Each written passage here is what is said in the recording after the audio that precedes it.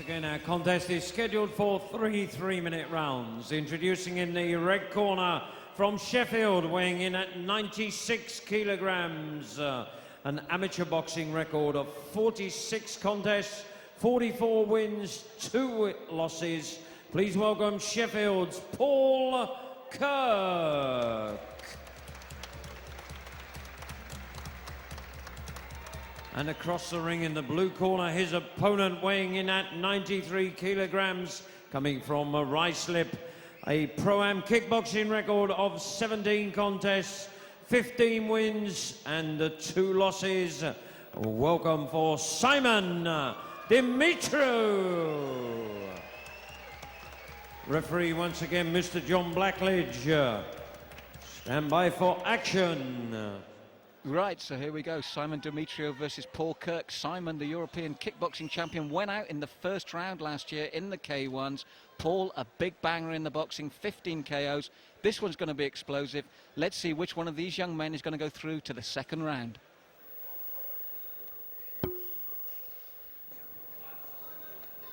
Right, so here we go. The second round in the blue corner, Simon Demitri, trained by Timisley at the Cobra Gym, 93k, 27 years of age, 17 fights, 15 wins, 5 KOs, 2 losses and 1 draw. In the red corner, Paul Kerr, trained by Roger Toon, 96k, 28 years of age, 24 fights, 17 wins, 15 by big KO, 5 losses and 2 draws. I'm Malcolm Martin, and once again I'm proud to have with me Howard Hughes.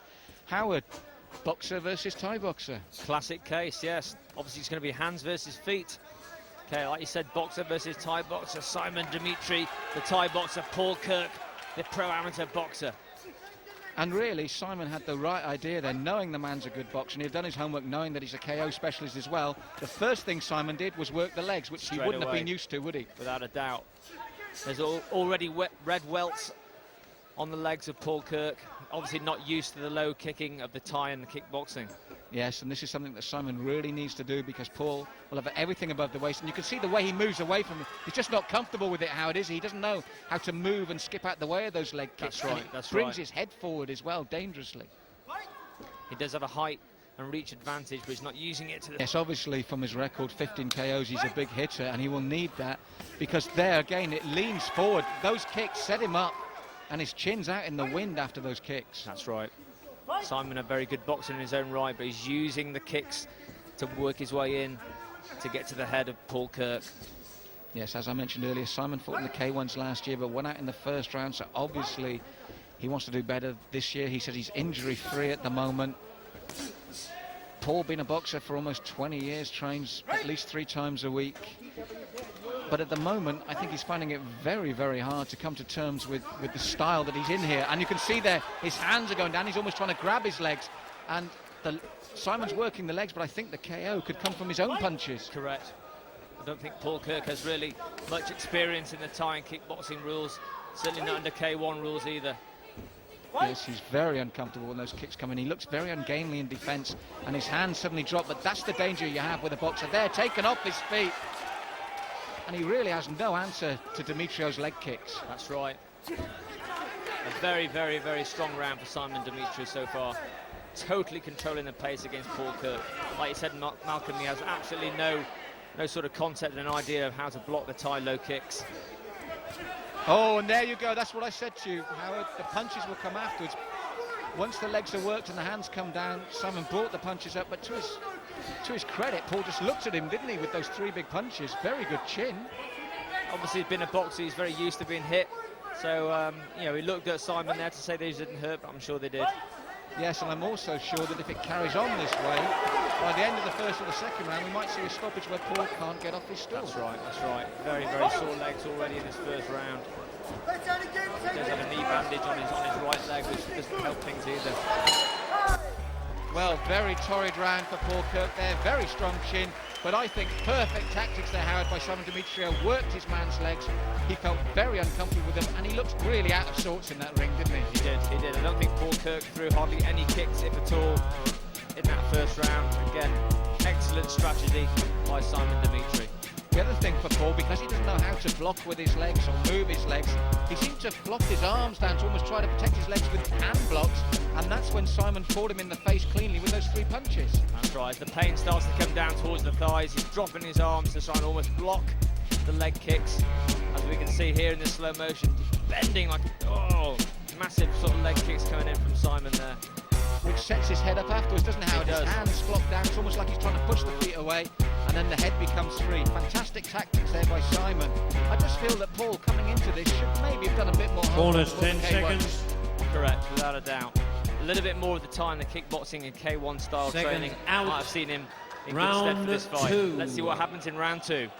Well, Paul is bouncing there on his toes, maybe psychological there to tell Simon it didn't affect him.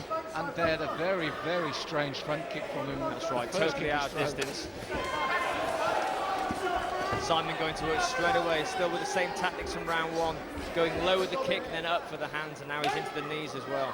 Yes, Roger Toon trains Paul Kerr. Now, Roger Toon, I know, is a kickboxer. I've seen him kickbox.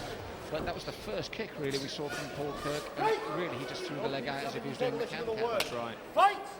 Both the trainers and the cornermen are both fighters or ex-fighters themselves. Tim Isley in the corner of Simon Demitri, like you say, Roger Toon, a kickboxer in the corner of Paul Kerr. Yes, Paul's still light on his toes, but I don't know how many more of these he can take, because he just doesn't know what to do when they come in, and Dan, that sets up the punches. He put one clean on the chin there. I mean, I said it before and I'll say it again, Kirk's chin is not in doubt. That's right. John Blackledge taking a good look at Paul Kerr. Can't take too many more of these low kicks. No, he works well to the body. There's no disputing the good boxing technique. But the knockout ability, 15 fights, he doesn't seem to be troubling Simon. So his record suggests real power there, but what we're seeing tonight, to be honest, contradicts that. That's right. He has good power in his hands, but obviously the kicks need a lot more work if he's going to carry on with the K1 career. Yes, halfway through round 2 now, and Paul Kerr really struggling to cope with these low kicks. Very sound tactics by Demitri. Paul, he occasionally comes in with that big right, but he does it when Simon's guard is right up. There's no chance of getting through there. That's right, that's right.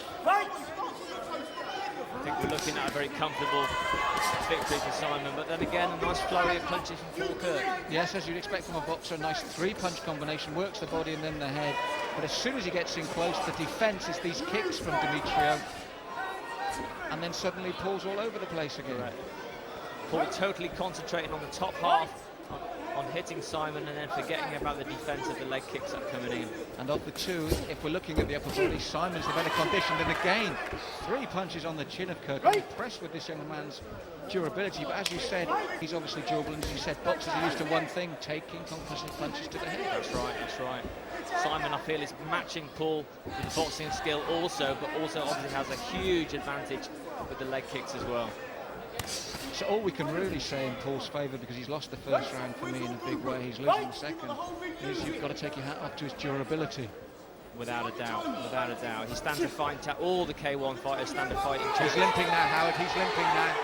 It's the leg kicks that have finally taken him down. They've taken their toll. Left leg in particular, Howard, he's got a job to stand on it. He's a big guy, he has big long legs, but you can see from here, huge welts, and again, the bell just saves Paul Kerr. Exactly, Howard. I think Roger Toon's saying it's all over in the corner, Howard. I think Roger Toon's saying that's it, it's over. That's it. I think he's going to save his fighter's grace there by not even letting him out into the third round. That's right, it's all over. Yes, Roger Toon, I think he did the right thing. The leg kicks would have only got worse, Howard. I think a very good corner decision there from Roger Toon. A nice, easy victory from Mr. Simon Demitri.